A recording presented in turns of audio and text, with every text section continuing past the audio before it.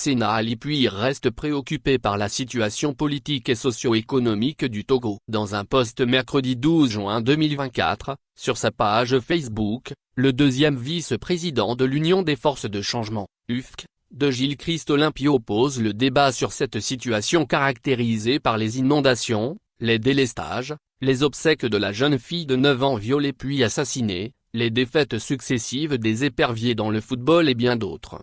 Face à la situation actuelle qui prévaut au Togo, Séna Ali Puis, deuxième vice-président de l'Union des forces de changement, UFC, appelle à un changement de mentalité et à l'union d'action de toutes les forces politiques pour faire du Togo, l'or de l'humanité.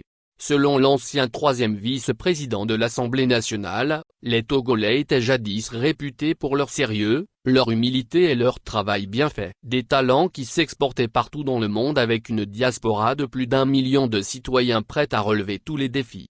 Cependant ces qualités reconnues pour les Togolais sont à rudes épreuves depuis quelques années. Depuis les dernières élections, j'ai eu l'occasion d'échanger avec de nombreux Togolais dont mon patron et à plusieurs reprises. On a beaucoup parlé du Togo, de ce qui ne va pas et de ce qu'il faut faire. Mais peu sont prêts à faire le pari du Togo et prendre le risque de travailler sur ce chantier, a écrit M. Ali Puis avant de réitérer son engagement à travailler pour le relever le défi. Nous allons continuer à travailler sur ce chantier. Nous allons continuer de travailler avec toutes les forces politiques pour faire du Togo l'or de l'humanité. Pour l'ancien député de Logou, la politique ne saurait être de la bagarre, ni une arène pour régler des problèmes personnels sous couverture de différents titres.